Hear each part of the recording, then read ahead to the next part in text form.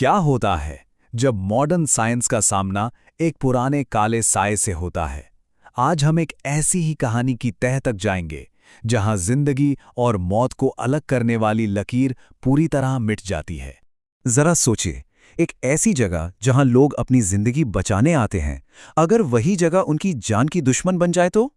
ये कहानी हमें एक ऐसे ही भयानक सवाल के सामने लाकर खड़ा कर देती है। तो हमारी कहानी हमें ले चलती है संजीवनी हॉस्पिटल, एकदम modern, state of the art. पर कहते हैं ना, हर चमकती इमारत में एक अंधेरा कोना जरूर होता है। और यहाँ वो अंधेरा कोना है 13वीं मंजिल, एक ऐसा राज जिसे सबसे छुपा कर रखा गया है।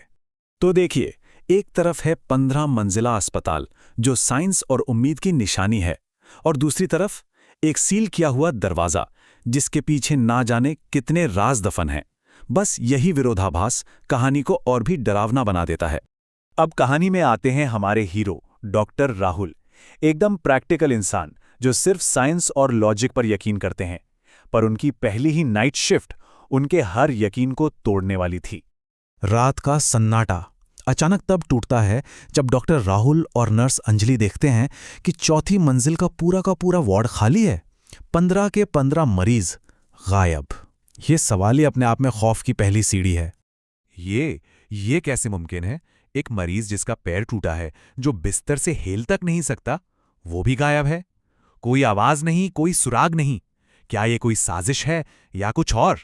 जब कोई इंसानी गवाह ना हो तो सिर्फ एक ही चीज सच बता सकती है, सीसीटीवी फुटेज। तो चलिए देखते हैं कि उस रात कैमरे की आंखों ने क्या खौफनाक मंजर देखा। फुटेज में जो दिखा वो किसी के भी रोंगटे खड़े करने के लिए काफी था। सारे मरीज जैसे किसी ने उन्हें वश में कर लिया हो, अपने अपने बिस्तर से उठते हैं, एक खामोश लाइन बनाते हैं और लिफ्ट की तरफ बढ़ने लगते हैं। और फिर लिफ्ट का दरवाजा बंद हो जाता है। और फिर लिफ्ट का डिस्प्ले एक नंबर दिखाता है, 13। जी हां, लिफ्ट उस मंजिल पर जाके रुकती है जो उस हॉस्पिटल के नक्शे पर मौजूद ही नहीं है। ये देखकर डॉक्टर राहुल के पैरों तले से जमीन खिसक जाती है। उनका विज्ञान, उनका तर्क, सब कुछ फेल हो चुका था। अब उनके सामने वो राज खुलने वाला था जो 13वीं मंजिल के अंधेरे अतीत में दफन था। तो बात है 20 साल पहले की। 13वीं मंजिल के आईसीयू में एक भयानक आग लगी थी, और तब अस्पताल के मालिक ने बाकी इमारत को बचाने के लिए एक ऐसा फैसला लिया जो अमानवीय था। उसने उस मंजिल को बाहर से लॉक कर दिया। अंदर 35 लोग जिंदा जल गए। नर्स अंजलि बताती हैं कि वो आत्माएं बदला नहीं लेना चाहती। नहीं, उनका मकसद तो उससे भी ज्यादा भयानक है। वो बस अपना अधूरा इलाज पूरा करना चाहती हैं। अब डर और तर्क की इस जंग में डॉक्टर राहुल एक फैसला लेते हैं। वो खुद 13वीं मंजिल पर जाकर उस खौफनाक सच का सामना करेंगे। जैसे ही दरवाजा खुलता है, मौत का मंजर सामने था।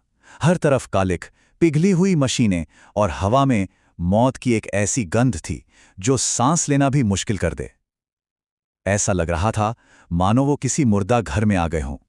और फिर उसी मलबे के बीच से एक जली हुई परछाई उभरती है, डॉक्टर भार्गव की आत्मा, जिसकी ठंडी आवाज गूंजती है, मेरा काम अभी बाकी है। और फिर वो आत्मा हाथ में एक जंग लगा खून से सना सर्जिकल ब्लेड उठाती है। वो डॉक्टर राहुल पर अपना अधूरा ऑपरेशन पूरा करना चाहती है। लेकिन अचानक सुबह हो जाती है। सूरज की पहली किरण के साथ ही वो भयानक मंजर, वो खौफ, सब गायब हो जाता है। ऐसा लगता है मानो रात का वो डरावना सपना अब खत्म हो गया है। चौथी मंजिल पर सब कुछ बिल्कुल नॉर्मल था। सारे मरीज अपने बिस्तर पर थे और उन्हें रात के बारे में कुछ भी याद नहीं था। क्या ये सब सिर्फ डॉक्टर राहुल का वहम था? लेकिन फिर डॉक्टर राहुल की नज़र मरीजों के जिस्म पर पड़ती है।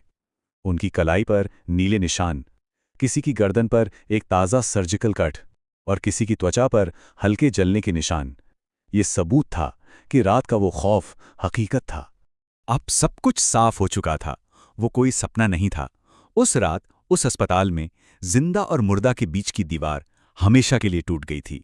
कहानी हमें लिफ्ट के उस लाल नंबर की एक डरावनी याद के साथ छोड़ जाती है, और एक सवाल के साथ कि क्या कुछ दरवाजे और कुछ राज हमेशा के लिए बंद ही रहें तो बेहतर।